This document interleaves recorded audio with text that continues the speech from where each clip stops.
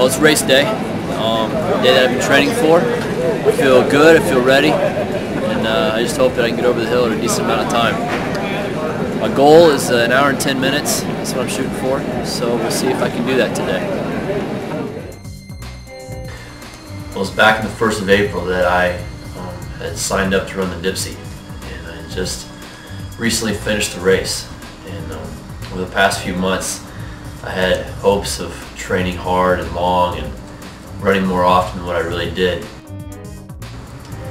Training wise, I probably averaged about 3 times a week I would run, mainly towards after getting started, doing a lot of just hills. When I would go on a run, I'd make sure there were hills involved, because I knew that going over Mount Tam was going to be a pretty big task.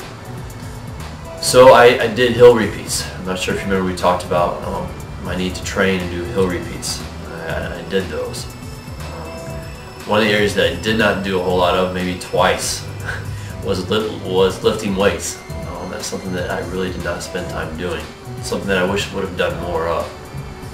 But the cool thing about this is that when I started training for this, I could only run for about 21 minutes or so before I just was tired and I really couldn't go much further.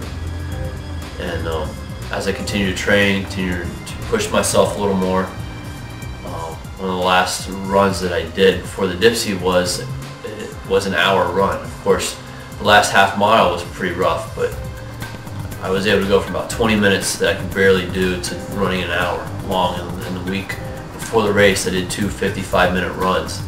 So training, I was able to increase my time of running. So that's, to me that was a huge payoff. I knew that I was getting ready and I was ready for the race. The night before, carbo loaded, I had a fair amount of spaghetti. My main concern was just having enough energy in me once I got to the top of the hills to come back down the hill. I had trained on this course 2 other times before the race, and I found myself, before I got to the top, hungry. I had not eaten enough, and so I wanted to make sure I had enough carbs and energy in me to get me over the hill. And so that night and the next morning, I made sure that I was well stocked with energy. And as I ran the race, I felt so good. I felt really strong. The past few months of training wasn't always easy. It was hard at times. Sometimes I did want to go out, and it took Mindy just kind of pushed me a little bit. You should go out and run. So I did, and she was a great support for me. If we understand that the spiritual life is a process, it's not just a one-time event. We understand that it's about training and putting certain disciplines into our lives and not trying. If we understand that our spiritual life that is done within a community of people and not on our own, I believe that our spiritual lives will be enriched and that we will grow and understand more than we probably have ever thought we could understand. And we can encourage each other, and our relationship with God will be deepened, and it will grow, and it will be just an amazing thing. And so those are some of the things that I've learned through running.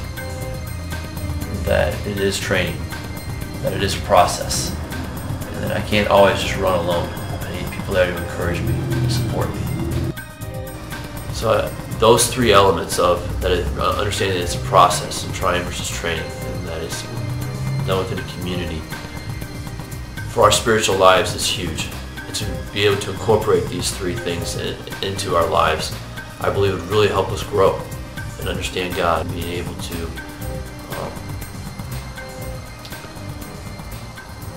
live a life that is honoring and pleasing to God as we journey together.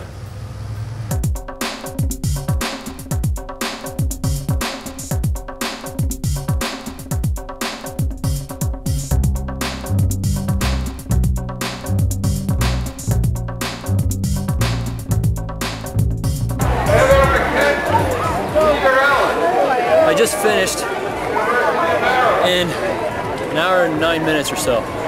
So I beat my goal. My goal was an hour and 10.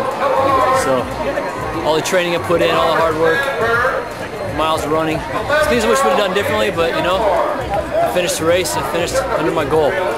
So thank everyone for their prayers and their support for me the past few months.